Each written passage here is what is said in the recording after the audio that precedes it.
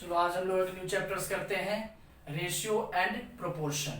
ये चैप्टर हम लोग स्टार्ट करते हैं, रेशियो एंड प्रोपोर्शन। देखो, रेशियो को हम हिंदी में क्या बोलते हैं? अनुपात। और प्रोपोर्शन को बोलते हैं समान अनुपात। तो अनुपात का मतलब क्या होता है, पहले इसको हम समझ लेते हैं, फिर हम यहाँ पर ये कुछ क्वेश्चंस है उसको सॉल्व करेंगे।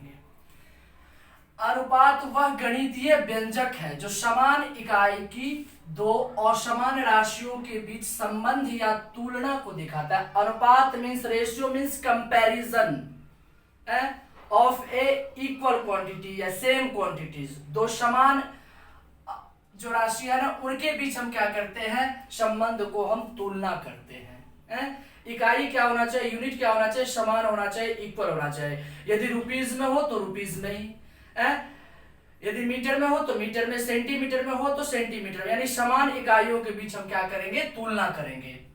इसको हम कहते हैं रेशियो।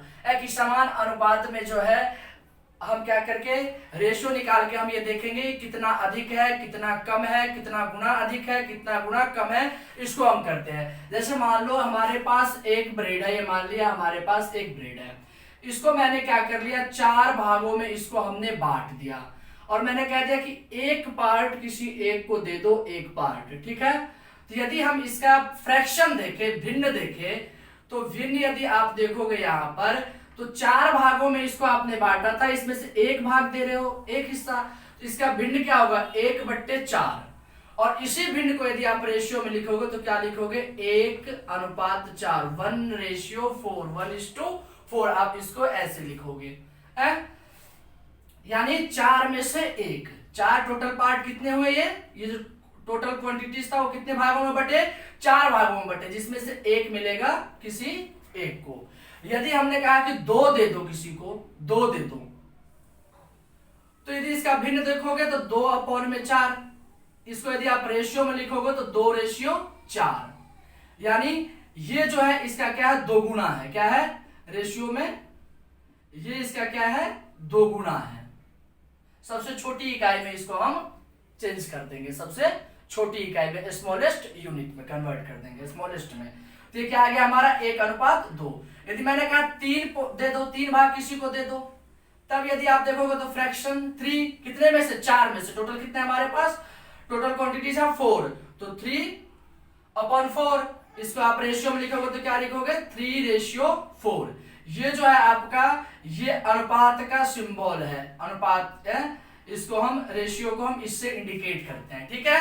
तो आप समझ गए अनुपात क्या होता है? अनुपात वह गणितीय व्यंजक है जो समान इकाइयों की दो असमान राशियों, 2 असमान राशियों का, जैसे यहाँ पर 1:4 है, 2:4 ये है, के बीच संबंध या तुलना को दिखाता है। अनुपात के द्वारा हमें इस बात की जानकारी मिलती है कि 2 में कौन अधिक है या कम है, या कितना गुना अधिक है या कम है, इसको हम इसमें व्यक्त करते हैं, पता लगाते हैं इसको, ठीक है। ये हमारा अनुपात है।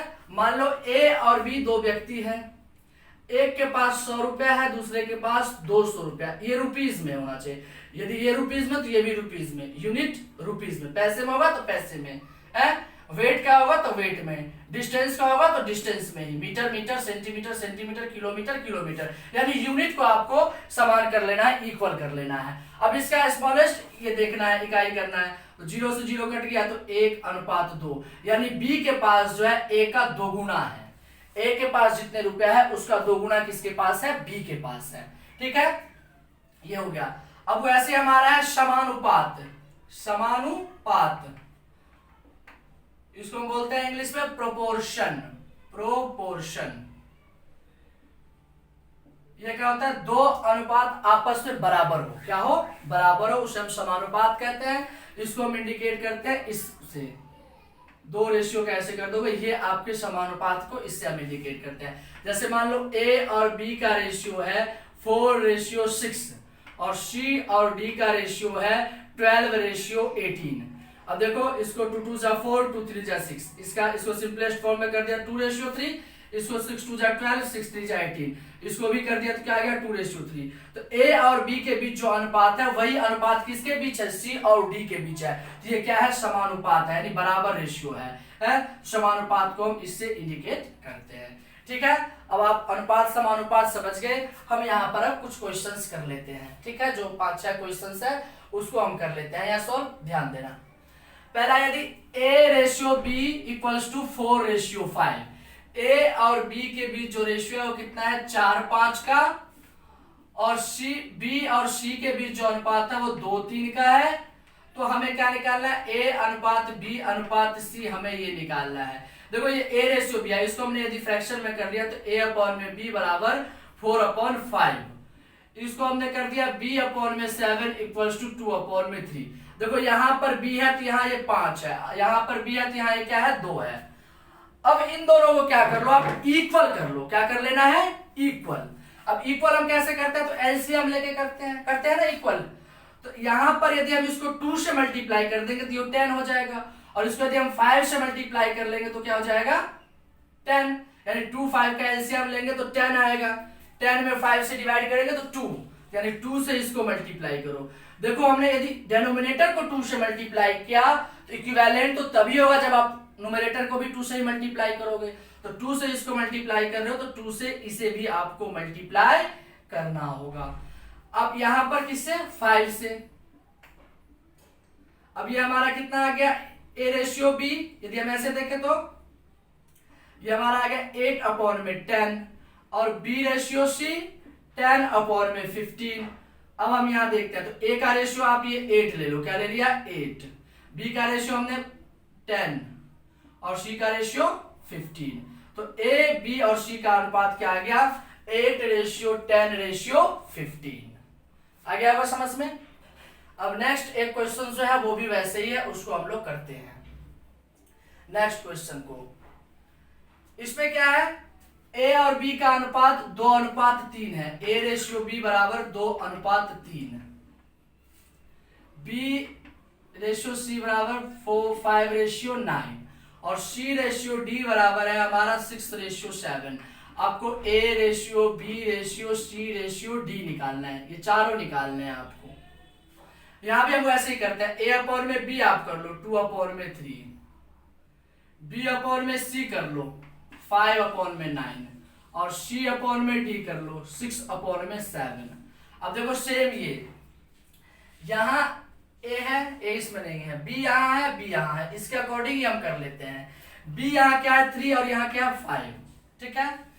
अब हमें इक्वल करना है, तो यदि आप इसको 5 से मल्टीप्लाई कर लोगे तो 5 से मल्टीप्लाई करोगे तो ये 15, और इसको 3 से मल्टीप्लाई करोगे तो ये क्या हो जाएगा आपके 15 हो जाएगा, ये भी 15 हो जाएगा। हमने इसको 5 से किया और इसको किससे किया 3 से किया, ठीक है।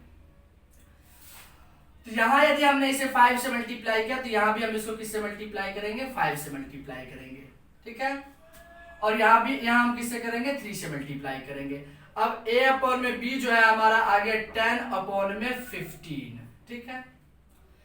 b अपॉन c जो है वो हमारा आ गया 15/27, और c अपॉन d जो है हमारा क्या है 6/7। अब एक चीज यहां ध्यान देना, b और b को तो हमने कर दिया इक्वल, a और d यही दोनों है, लेकिन c यहां भी है और c यहां भी है, तो इन दोनों में भी आप कर लो इसको, ठीक है। इन दोनों में भी करना है, तो पहले इसको भी बराबर कर लो, c क्वांटिटी को इक्वल कर लो। तो 27 और 6 का एलसीएम क्या होता है 54 होगा, कितना होगा 54। अब 27 से 54 में डिवाइड करोगे तो 2, यहां क्या आ जाएगा 2, और यहां क्या आ जाएगा 9, यहां 2 और यहां क्या आएगा 9 आएगा, ठीक है। तो एक चीज अब यहां ध्यान देना है,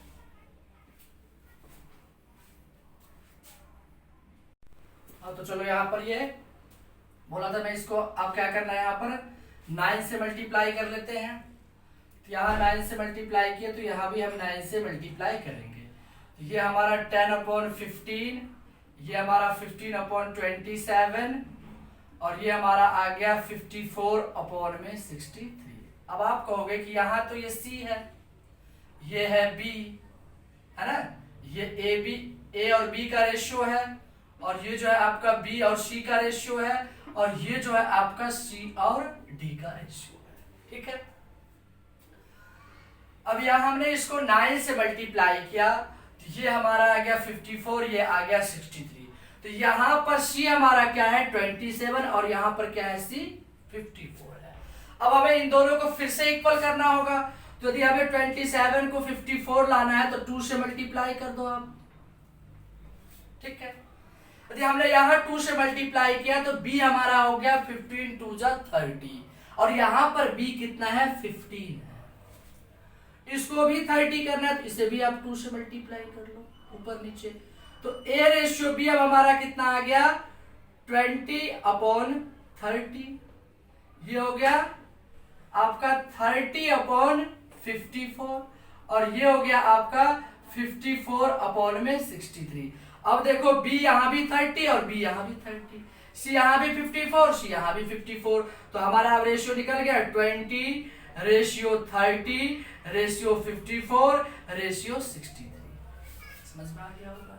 मैंने पहले क्या किया, A/B था 2/3, B/3 है 5/9 और C/D है 6/7। मैंने क्या कहा था, यहाँ भी है और यहाँ भी है, पहले इन दोनों को आप इक्वल करो, ठीक है, एलसीएम लेकर के इक्वल करो। यदि हम 5 को 3 से मल्टीप्लाई करेंगे तो 15 और 3 को 5 से मल्टीप्लाई करेंगे तो 15, तो 5 से यदि आप डिनोमिनेटर को मल्टीप्लाई कर रहे हो तो न्यूमरेटर को भी करना होगा, तो 10/15, यहाँ भी है 15/27 और C आपका है 6/7।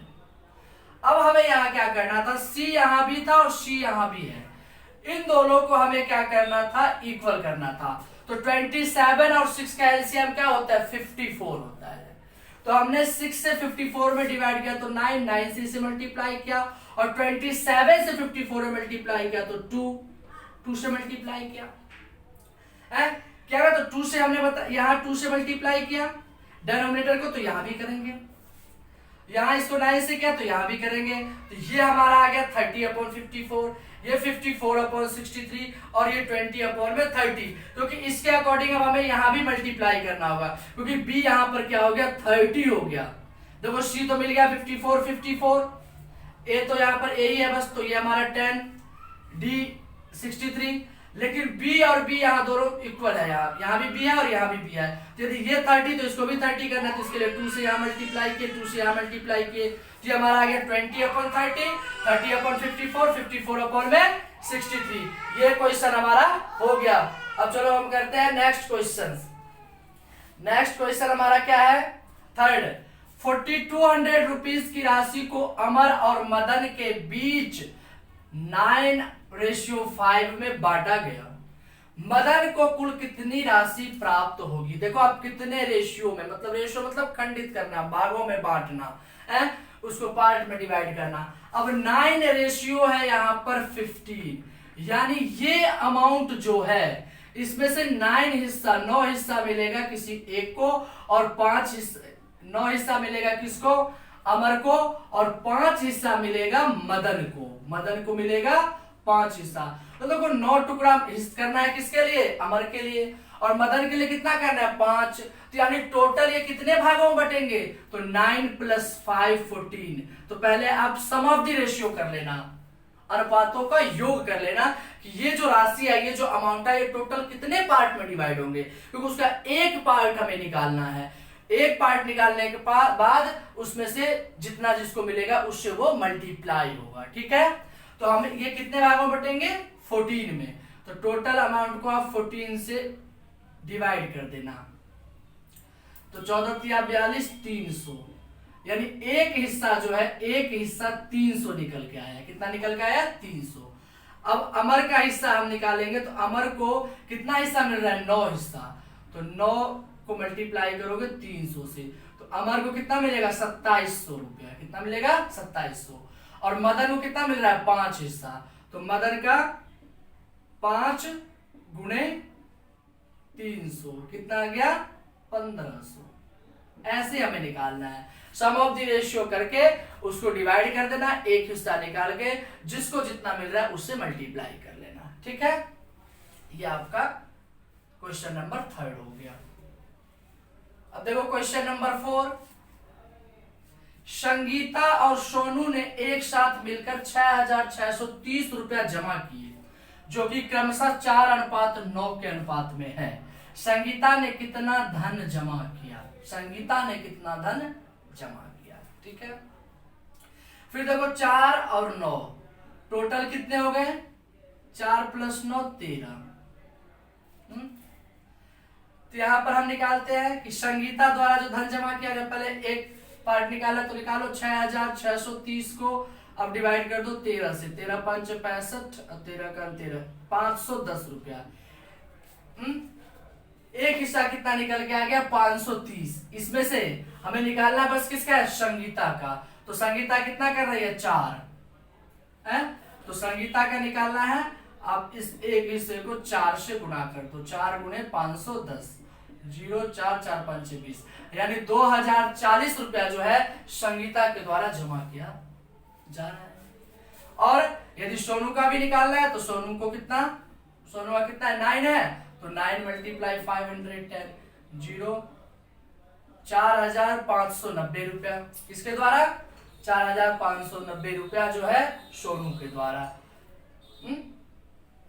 ये आपका निकल गया 0 9 4 13 5 1 6 4 2 6। ठीक है, रेशो निकालना आ गया। रेशो में कैसे हम निकालते हैं, ठीक है।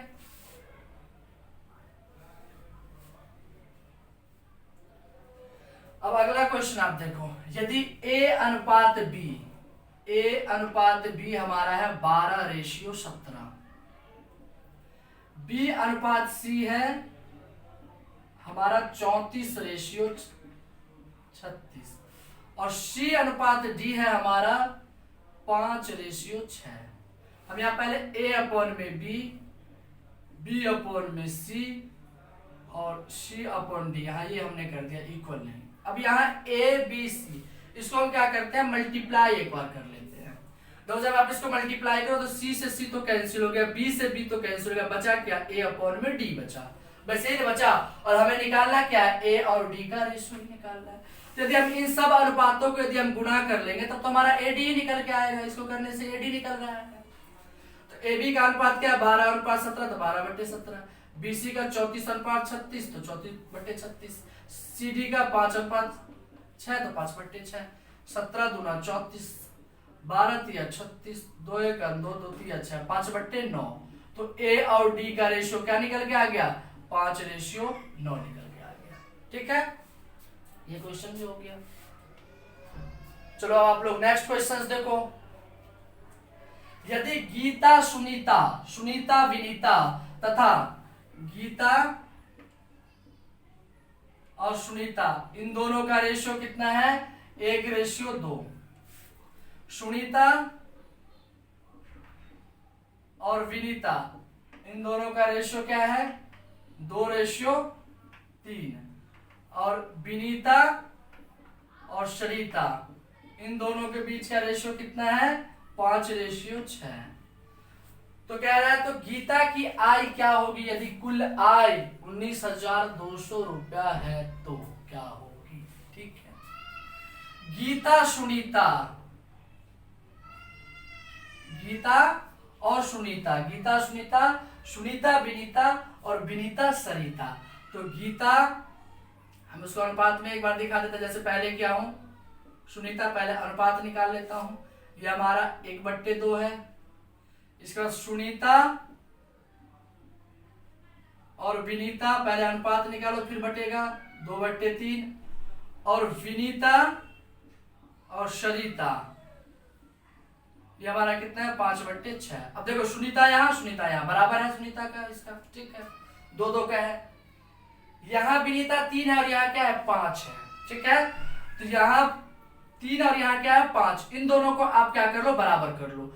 इसको 5 से गुणा करोगे 15 और इसको 3 से गुणा करोगे तो 15, तो 5 से यहां भी आप गुणा करो और 5 से आप यहां भी गुणा करो। अब देखो आप इसको ही बराबर करना है, या विनीता 15, यहां भी 15, सरिता यही है बस, तो 30। ठीक है, अब देखो सुनीता यहाँ है, सुनीता यहाँ भी है, ये दोनों कितना, ये आ गया 10, तो इसको भी आपको क्या करना है 10 करना है। 10 करने के लिए 5 से गुणा करना होगा। तो यहाँ देखो ये कितना आ गया, गीता सुनीता में ये आपका आ गया 5/, अब देखो यहाँ पर एक बार कर लो, गीता सुनीता ये आ गया आपका 5/10, सुनीता विनीता ये आपका आएगा 10/15 और विनीता सरिता ये आपका आएगा 15/30। अब सबका रेशियो निकालोगे तो गीता का रेशियो 5, सुनीता का रेशियो 10, विनीता का रेशियो 15 और सरिता का रेशियो 30। आपने ये रेशियो पहले निकाल लिया, पहले तो रेशियो निकालना था, रेशियो निकाल लिया। इसके बाद अब आप देखो किसका आई निकालना आपको, गीता की आई क्या होगी। तो देखो यहाँ पर 5:10:15:30, तो अनुपातों का योग मैंने बोला था पहले आप निकाल लो। तो 30, 15, 45, 10, 55, 5, 60 अनुपातों का योग हो गया 60। 19,200 यहां ये आपका है।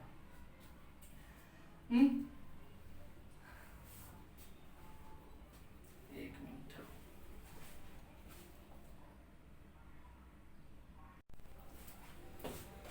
इसमें देखो एक बार इसको चेक कर लेते हैं, कहीं मिस्टेक्स है तो नहीं गया।